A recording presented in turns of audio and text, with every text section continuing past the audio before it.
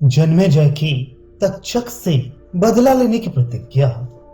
मंत्री बोले, राजीव, उस समय राजा परीक्षित भूख से पीड़ित हो शमीक मुनि के कंधे पर मृतक सर्प डालकर पुनः अपनी राजधानी में लौट आई। उन महर्षि के शंगी नामक एक महातेजस्वी पुत्र था जिसका जन्म गाय के पेट से हुआ था। वह महान यशस्वी, तीव्र शक्तिशाली और अत्यंत क्रोधी था। एक दिन उसने आचार्य देव के समीप जाकर पूजा की और उनकी आज्ञा ले वह घर को लौटा। उसी समय शंगी ऋषि ने अपने एक सहपाठी मित्र के मुख से तुम्हारे पिता द्वारा अपने पिता के तिरस्कृत होने की बात सुनी। रात से शंगी को यह मालूम हुआ कि मेरे पिता काठ के भांति चुपचाप बैठे थे और उनके कंधे पर मृतक सर्प डाल दिया गया। वे अब भी उस सर्प को अपने कंधे पर रखे हुए हैं। यद्यपि उन्होंने कोई अपराध नहीं किया था। वे मुनिश्रेष्ठ तपस्वी, जितेंद्रिय, विशुद्धात्मा, कर्मनिष्ठ, अद्भुत शक्तिशाली, तपस्या द्वारा कांतिमान शरीर वाले, अपने अंगों को संयम में रखने वाले, सदाचारी, शिव भक्ता, निश्चल भाव से स्थित, लोभ रहित, क्षुद्रता शून्य अर्थात गंभीर, दोष दृष्टि से रहित, वृद्ध, मौन व्रतावलंबी तथा संपूर्ण प्राणियों को आश्रय देने वाले थे। तो भी आपके पिता परीक्षित ने उनका तिरस्कार किया। ये सब जानकर वे बाल्यावस्था में भी वृद्धों का सा तेज धारण करने वाला महातेजस्वी ऋषि कुमार क्रोध से आग बबूला हो उठा और उसने तुम्हारे पिता को श्राप दे दिया। श्रृंगी तेज से प्रज्वलित सा हो रहा था। उसने शीघ्र ही हाथ में जल लेकर तुम्हारे पिता को लक्ष्य करके रोष पूर्वक ये बात कही, जिसने मेरे निपराध पिता पर मरा सर्प डाल दिया है, उसी पापी की आज से 7 रात के बाद मेरी वाक शक्ति से प्रेरित प्रचंड तेजस्वी विषधर तक्षक नाग कुपित हो अपनी विषाग्नि से जला देखा। देखो मेरी तपस्या का बल। ऐसा कहकर वह बालक उस स्थान पर गया जहां उसके पिता बैठे थे। पिता को देखकर उसने राजा को श्राप देने की बात बताई।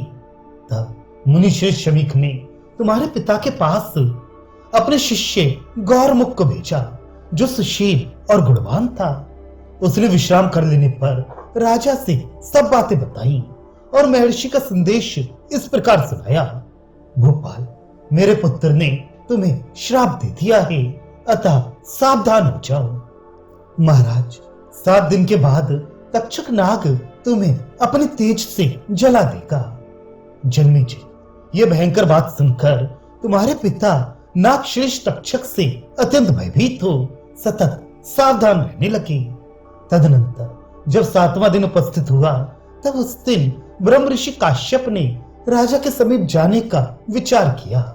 मार्ग में नागराज तक्षक ने उस समय काश्यप को देखा। विप्र और काश्यप बड़ी उतावली से पैर बढ़ा रहे थे। उन्हें देखकर नागराज ने ब्राह्मण का वेश धारण करके इस प्रकार पूछा, द्विजश्रेष्ठ, आप कहां इतनी तीव्र गति से जा रहे हैं और कौन सा कार्य करना चाहते हैं? काश्यप ने कहा, ब्राह्मण, मैं वहां जाता हूं जहां कुरुकुल के श्रेष्ठ राजा परीक्षित रहते हैं। सुना है कि आज ही तक्षक नाग उन्हें डसेगा, अतः मैं तत्काल ही उन्हें निरोग करने के लिए जल्दी जल्दी वहां जा रहा हूं। मेरे द्वारा सुरक्षित नरेश को वह सर्प नष्ट नहीं कर सकेगा। तक्षक ने कहा, ब्राह्मण, मेरे डसे हुए मनुष्य को जिलाने की इच्छा आप कैसे रखते हैं? मैं ही वह तक्षक हूं, मेरी अद्भुत शक्ति देखिए। मेरे डस लेने पर उस राजा को आप जीवित नहीं कर सकते। ऐसा कहकर तक्षक ने एक वृक्ष को डस लिया। नाग के डसते ही वह वृक्ष जलकर भस्म हो गया। राज, तदनंतर काश्यप ने अपनी मंत्र विद्या के बल से उस वृक्ष को पूर्ववत जीवित हरा भरा कर दिया। अब तक्षक काश्यप को प्रलोभन देने लगा। उसने कहा, तुम्हारी जो इच्छा हो मुझसे मांग लो। तक्षक के ऐसा कहने पर काश्यप ने उससे कहा, मैं तो वहां धन की इच्छा से जा रहा हूं। उनके ऐसा कहने पर तक्षक ने महात्मा काश्यप से मधुर वाणी में कहा, अनग, तुम राजा से जितना धन पाना चाहते हो उससे भी अधिक मुझसे ही ले लो और लौट जाओ। तक्षकनाथ की बात सुनकर मनुष्य में श्रेष्ठ काश्यप उससे इच्छानुसार धन लेकर लौट गए। ब्राह्मण के चले जाने पर तक्षक ने छल से भूपालों में श्रेष्ठ तुम्हारे धर्मात्मा पिता राजा परीक्षित के पास पहुंचकर, यद्यपि वे महल में सावधानी के साथ रहती थी, तो भी उन्हें विषाग्नि से भस्म कर दिया। नरश्रेष्ठ, तदनंतर विजय की प्राप्ति के लिए तुम्हारा राजा के पद पर अभिषेक किया गया। नृपश्रेष्ठ, यद्यपि ये प्रसंग बड़ा ही निष्ठुर और दुखदायक है, तथापि तुम्हारे पूछने से हमने सब बातें तुमसे कही हैं। ये सब कुछ हमने अपनी आंखों से देखा और कानों से भी ठीक ठीक सुना है। महाराज, इस प्रकार तक्षक ने तुम्हारे पिता राजा परीक्षित का तिरस्कार किया है। इन महर्षि उत्तंक को भी उसने बहुत तंग किया है। ये सब तुमने सुन लिया। अब तुम जैसा उचित समझो वैसा करो। उग्र शिवाजी कहते हैं, शौनक, उस समय शत्रुओं का दमन करने वाले राजा जन्मेजय अपने संपूर्ण मंत्रियों से इस प्रकार बोले। जन्मेजय ने कहा, उस वृक्ष के डसे जाने और फिर हरे होने की बात आप लोगों से किसने कही? उस समय तक्षक के काटने से जो वृक्ष राख का ढेर बन गया था, उसे काश्यप ने पुनः जिलाकर हरा भरा कर दिया। ये सब लोगों के लिए बड़े आश्चर्य की बात है। यदि काश्यप के आ जाने से उनके मंत्रों द्वारा तक्षक का विष नष्ट कर दिया जाता, तो निश्चय ही मेरे पिताजी बच जाते। परंतु उस पापात्मा नीच सर्प ने अपने मन में यह सोचा होगा कि यदि मेरे डसे हुए राजा को ब्राह्मण जिला देंगे, तो लोग कहेंगे कि तक्षक का विष भी नष्ट हो गया।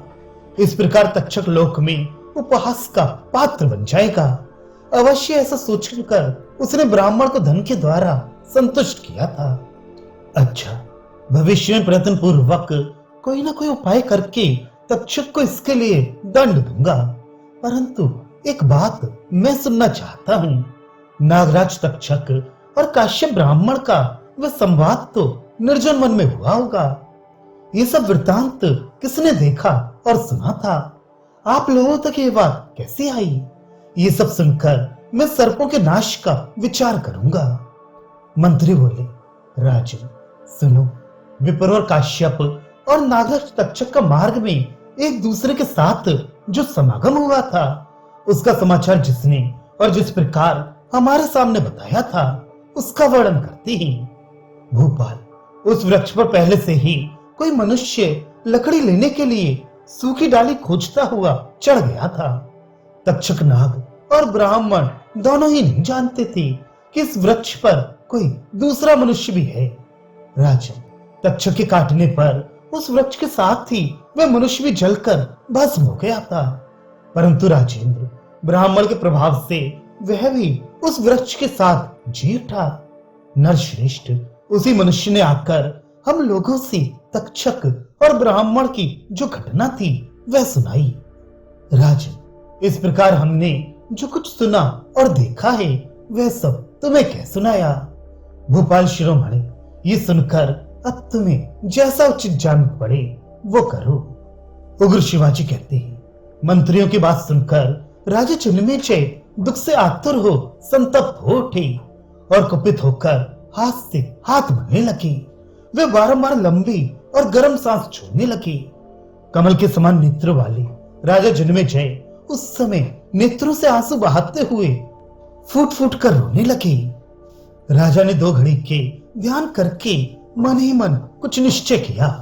फिर दुख, शोक और अमर्ष में डूबे हुए नरेश ने न थमने वाले आंसुओं की अविच्छिन्न धारा बहाते हुए विधि पूर्वक जल का स्पर्श करके संपूर्ण मंत्रियों से इस प्रकार कहा।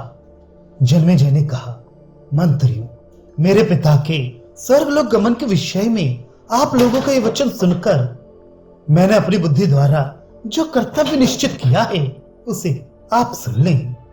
मेरा विचार है उस दुरात्मा तक्षक से तुरंत बदला लेना चाहिए, जिसने श्रृंगी ऋषि को निमित्त मात्र बनाकर स्वयं मेरे पिता महाराज को अपनी विषाग्नि से दग्ध करके मारा है।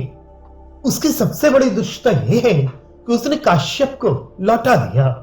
यदि वे ब्राह्मण देवता आ जाते तो मेरे पिता निश्चय ही जीवित हो सकते थे।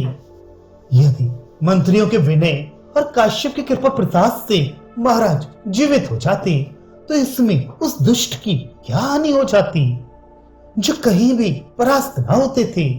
ऐसे मेरे पिता राजा परीक्षित को जीवित करने की इच्छा से दुष्श्रेष्ठ काश्यप आ पहुंचे थे, किंतु तक्षक ने मोहवश उन्हें रोक दिया।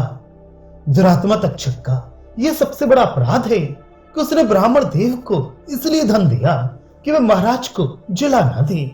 इसलिए मैं महर्षि उतंक का अपना तथा आप सब लोगों का अत्यंत प्रिय करने के लिए पिता के वैर का अवश्य बदला लूंगा।